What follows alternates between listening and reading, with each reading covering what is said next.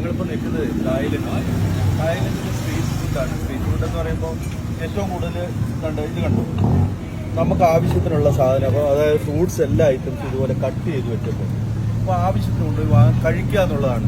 നല്ല നീറ്റായിട്ട് ഫ്രഷായിട്ട് അത് സെറ്റ് ചെയ്ത് നല്ല മുറിച്ച് നമുക്ക് ഏതാ വേണ്ട സാധനം ആ സാധനങ്ങൾ മുഴുവൻ ഇങ്ങനെ വളരെ ക്ലീനാക്കി വെച്ചിട്ടുണ്ട്. നമുക്ക് ഇത് കൊണ്ടുപോയി പിടിക്കാനോ അല്ലെങ്കിൽ ചെത്താനോ ക്ലീൻ ചെയ്യുകയൊന്നും വേണ്ട. ഈ സാധനം ഇതുപോലെ കൊണ്ടുപോയി വാങ്ങി ഭക്ഷിച്ചാൽ മാത്രം മതി. ഇങ്ങനെ ഒരുപാട് മാർക്കറ്റ് ഇത്തരം നമ്മുടെ ഇന്ത്യയിലും കേരളത്തിലും ഒക്കെ പരീക്ഷിക്കാവുന്നതാണ്. കാര്യം എന്ന് പറഞ്ഞാൽ നമ്മൾ അത്യാവശ്യ യാത്രകളിലൊക്കെ ഇങ്ങനെ ഒരു വാങ്ങിക്കൊണ്ടുപോയി നമ്മൾ കഴിക്കും. ചില സ്ഥലങ്ങളിലൊക്കെ നമ്മൾ കണ്ടിട്ടുണ്ട്. പക്ഷേ ഇങ്ങനൊരു സംവിധാനം ഇവിടെ ഈ തായ്ലൻഡിൽ എവിടെ പോയാലും ഇതേപോലെ ഫ്രൂട്ട്സുകൾ നമുക്ക് ചക്കപ്പഴമുണ്ട്, ഇത് കമ്പിളി നാരങ്ങയുണ്ട്, കപ്പയ്ക്കുണ്ട്, മാങ്ങ പച്ചമാങ്ങയുണ്ട്, വേറെ ഒത്തിരി ഫ്രൂട്ട്സുകളുണ്ട്. ഇത് എല്ലാവർക്കും ഒരു വളരെ അനുകൂലമായ ഒരു സാഹചര്യമാണ്. വളരെ നല്ലതാണ്.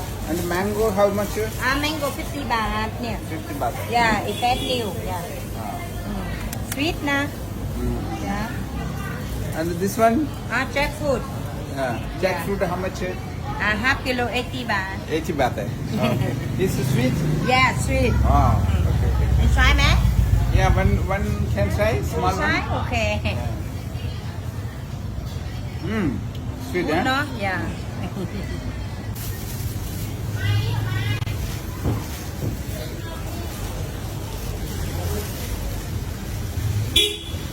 നമ്മുടെ നാട്ടിലെ ചക്കപ്പഴമോ? Yeah.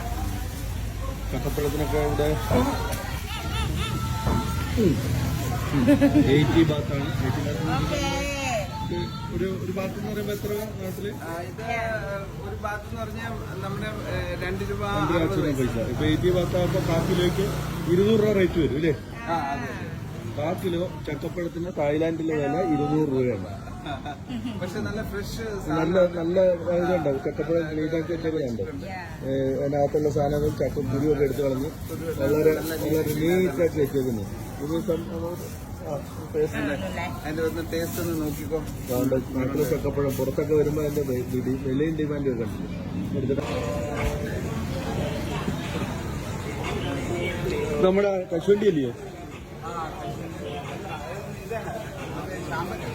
അതെ.